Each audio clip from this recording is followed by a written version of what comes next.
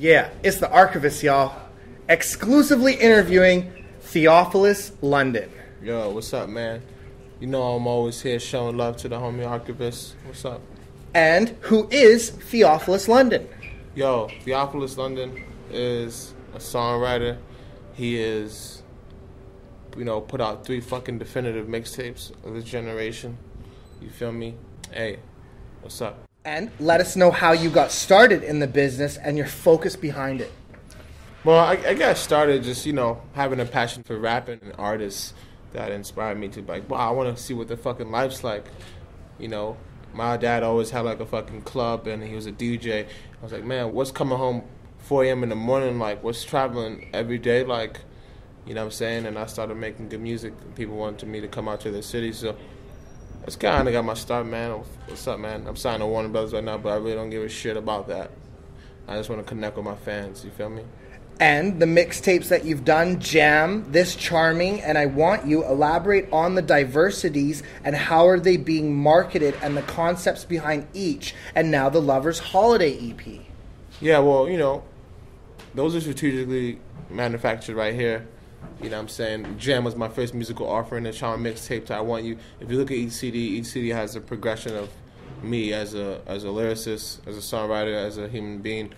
It's a progression. Even with Lover's Holiday, even with this new record I got, my first full-length album, it's like just a step up from Lover's Holiday. It's better, it's more progressive.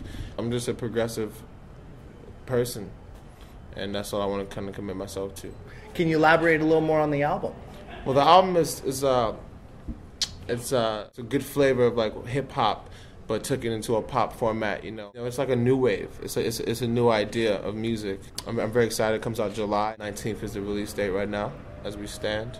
I just want to thank everybody for showing me love, man. I really appreciate it. This album is definitely the first story put out of me, and it's gonna be exciting. It's not no samples. It's just straight up raw music.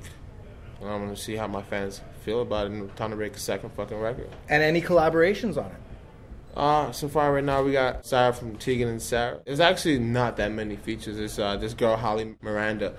I've never been the one to collab. I've never been the one to collab on songs for money or just collab for hype. I've always stuck to what I've done and how the fuck I came here, grassroots. I've never been collabing motherfuckers. So it's no collabos. And tell us the category of your music, urban pop, and your work beyond the hype right now and working with Vashti. Man, the category is good because it's a progression of hip-hop, I grew up listening to hip-hop. I grew up listening to that grassroots shit. I grew up saying, yo, I want to contribute to this shit. So, it's dope, man. Whatever genre people want to classify it in, at the end of the day, it's music, and I want to get very popular. So, as far as Vashti, she's a good friend of mine. She's back in New York. She's a creative person. I just did something with her in the New York Times. That'll be coming out very soon. It's just fun, man. It's fun to travel over the world and just be recognized and deliver. And One Love on Brooklyn and presented the World Basketball Festival by Nike. And how did this go for you? Is this a major look? And tell us about the 8 boroughs of NYC. Right. It was a huge major look to be in this One Love Nike campaign. Basketball is a universal sport. Nike is a big universal brand. So I wanted to do the team up and, I represented Brooklyn, which was a big deal to me because Brooklyn is a very competitive city. That's what I got from it. Also, it's major. Nike's major. So I'm happy that they recognize me to be one of the people from Brooklyn to come and do this and showcase my skills and have people want to know more about me. It's a type of win that when you get to the finish line, it's like you want to fucking celebrate. And the 8 boroughs of NYC. Well, the 8 boroughs of NYC, I don't really kick it in too much boroughs besides Brooklyn or, Manhattan. I can tell you, though, each borough is unique, man. Harlem, got the Bronx, a lot of history in those cities. In those boroughs, a lot of history. And, New York is a unique place, man, the East Coast. All at the East Coast. And your recent tour, as well as touring in 2011, you've been part of what's been going on and your best experience yet, and also featuring being on David Letterman and MTV. Yeah, man. It's been a lot of love. Ever since I put out Lover's Holiday, we've been getting a new acclaimed level of press from MTV to VH1 to BET. you know, to all these channels have been showing us a lot of love, and I'm just happy. I'm just happy people even give a fuck. A long journey that's not been overnight, and like I said, David Letterman, that debut was great. I mean, check it out, man.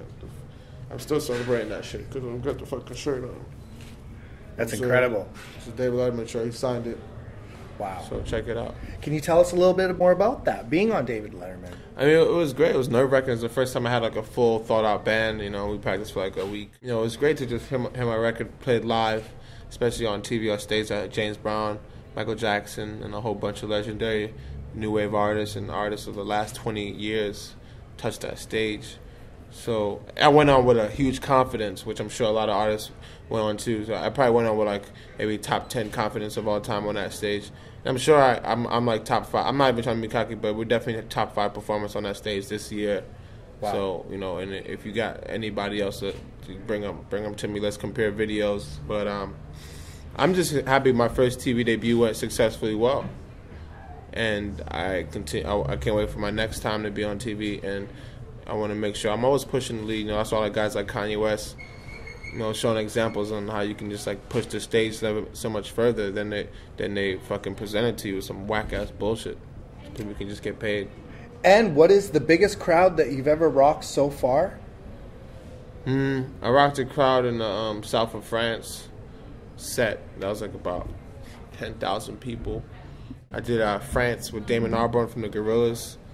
That was about 7,000. You know, I'm getting there, man. I've yet to play my huge I'm playing a big festival in Maryland. This is like Lupe, The Strokes, you know, a lot of huge acts, and it's my first big festival, and I'm ready, you know, to play my music big wise. You know, it's different from playing small rooms, which I'm gonna miss playing small rooms, but it's time for the big leagues. For sure. And your best hip hop memory you've been part of in NYC or contributed to? Shit. I seen somebody make up, man. I seen somebody give somebody a pound. Somebody give somebody a 5 and squash beef. I was like, wow, I seen that. I was like the third person that seen that. I forgot, somebody squashed their beef in front of me. I think it was like Nas and Jay-Z. I can't remember who it was. Wow. And your next steps for you, and as well as your projects, what can we expect from them?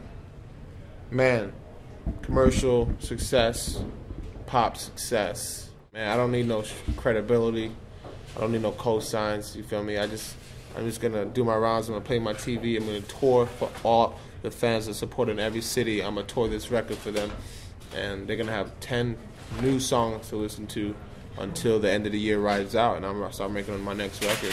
But this record right here is for just the day one people that been on my shit, man. The grassroots fans, people that support TL. This is for them, man. That's why I made this shit. I ain't making it for nobody else but them. And what does it take to break out of the underground, and how long did it take you to break out of it? I mean, I just stop hanging out with clowns. You know what I'm saying? Stop hanging out with the clown teams. That's all it took to break to the success, man. Stay focused. Stop hanging around clowns. You know what I'm saying? And sit down with some real business-minded people and travel. You know what I'm saying? A lot of clowns want to pull you back from the success. Like, nah, don't do this Coca-Cola commercial. My nigga suck my dick. I'm going to do this Coca-Cola commercial. I don't care if Tommy Hilfiger called black people niggas, because I didn't hear him say it. I'm going to do his fucking commercial and take his fucking money. So, shout out to Selling Out.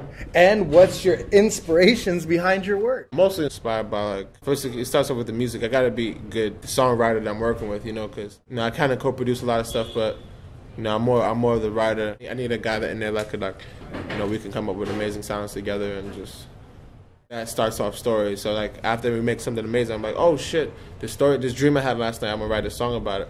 Oh damn, son, I can't even eat soup right now. Let me write a song about being, you know, in a humdrum town, or like, yo, I'm trying to get this chick, or like, yo, shit's great, I'm flying too much, let's fly overseas, like shit like that, you know. So those how those songs come up.